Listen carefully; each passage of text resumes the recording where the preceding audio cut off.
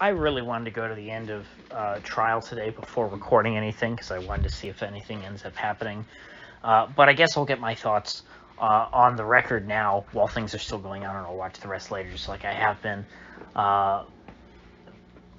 Basically, the prosecutor's at the end of his rope. It looked to me like he may be trying to purposefully blow up this case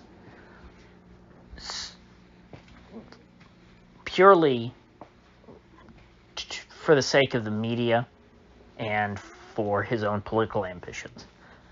Other than that, I can't explain why he would be making the decisions that he's making. When someone who does not have a law degree, I'm not a lawyer, I can look at what Binger is doing, one thing in particular, in real time and go, oh my God, is he trying to just, blow up this case? Is he trying to get a mistrial? Because my first thought there's so much to discuss. The defense decided to have Rittenhouse testify in his own defense.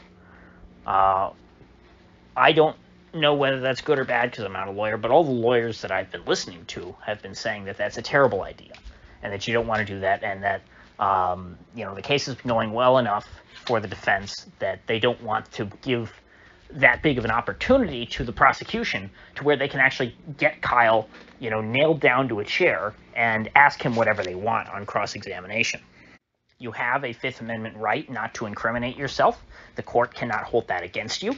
And it seemed like the judge, in the way that he was explaining that to Kyle, before he testified, it almost seemed like even the judge was like, hey, man, you know what you're doing here? Even if your attorneys say you should do this, you don't have to. And he chose to testify anyway. And, I'll tell you what, he's doing a darn good job.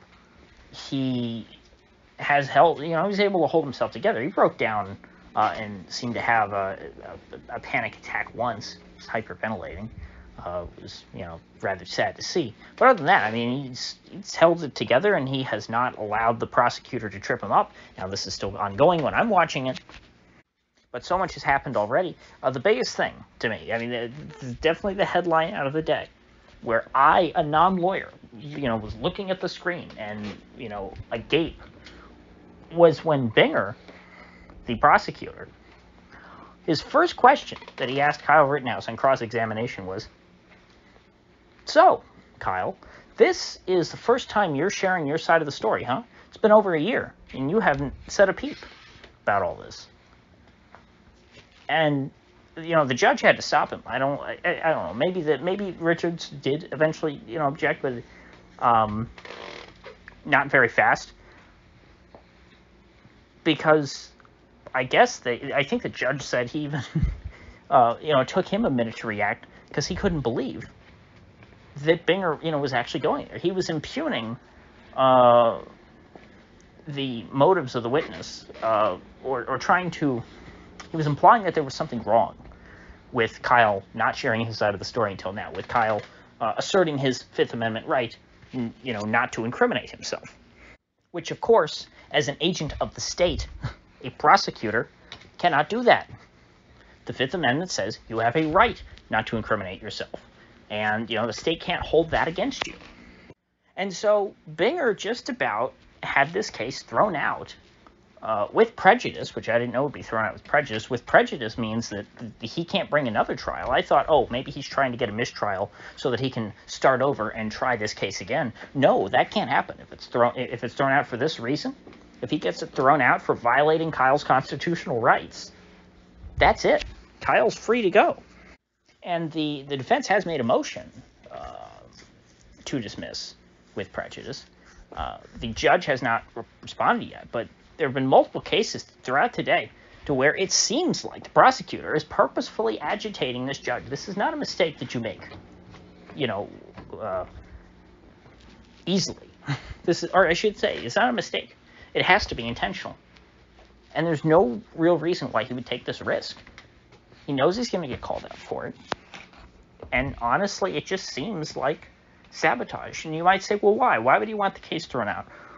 Why would he want it dismissed with prejudice? Well, Binger has political ambitions, wants to run for district attorney, or perhaps more, or, perhaps better political office after that. And if he tries his case and Kyle is acquitted or there's a hung jury, that's going to be kind of a loss for him, because there were such high expectations on the, I won't say the far left necessarily. Well, I guess actually on the far left, but also but just the liberal left. The MSNBC and CNN viewership. They really expected this case to be a slam dunk for the prosecution. They expect full conviction, nothing less.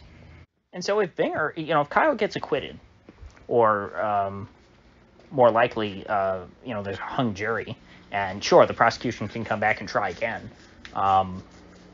But it seems like, really, Binger, we thought this was such a slam dunk. You weren't able to bring this one home. You weren't able to follow through on this. It will undermine Binger's political ambitions. But if Binger goes out with a bang, if this case is completely thrown out by the judge, if he has these fiery exchanges with the judge, he can go to the media afterwards and say, this judge, he's terrible. It was a miscarriage of justice. We have to fix the system. I will do that by running for governor, or, running for DA at the very least, running for Congress. Vote for me if you think that this judge is out of his mind. And so the prosecutor at this point might want this dismissed with prejudice. It makes sense. He's already been a prosecutor for a long time. By many accounts, he wants to be something else. He wants to be elected to a higher office. He's not been elected to any office, though, to my knowledge. He is he works for the district attorney. He is not an elected district attorney. He's just a prosecutor in that office. Worked as a prosecutor for a long time. And it's not uncommon for prosecutors to have political ambitions. Look at Rudy Giuliani, Chris Christie.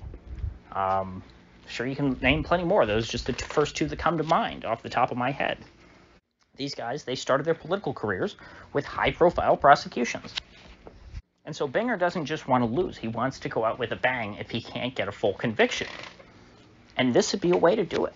He would be a martyr in a sense. And, frankly, it's a win-win situation then. Kyle wins because this case gets thrown out. He gets to go free. He can't be charged again. And Binger, gets, he gets talking points out of the deal. Now, is Kyle exonerated then? But no. But even if he was fully acquitted by a jury of his peers, people would just say, well, the jury was full of a bunch of white supremacists. That's what they would do. It doesn't matter how Kyle gets off. The people who hate him and hate us and hate you will come up with whatever excuse to have a problem with it. And so let Binger have his moral victory if he wants it. His people can, get all up in arms. There can be more mostly peaceful protests across the country over it. Now, who knows? Maybe this video will be somewhat outdated if the judge does rule on this motion to dismiss one way or the other. But my thoughts on Binger and his political ambitions and the merits of this whole chain of events will stand.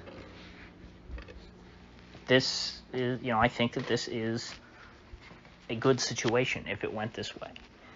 And if the judge, despite the fact that he's quite angry with Binger, he's obviously angry, he was shouting at him, Binger has shown a great deal of disrespect towards the judge. So did ADA Wide Boy earlier in the week, or maybe it was last week, was very, dismissive and cavalier with the judge.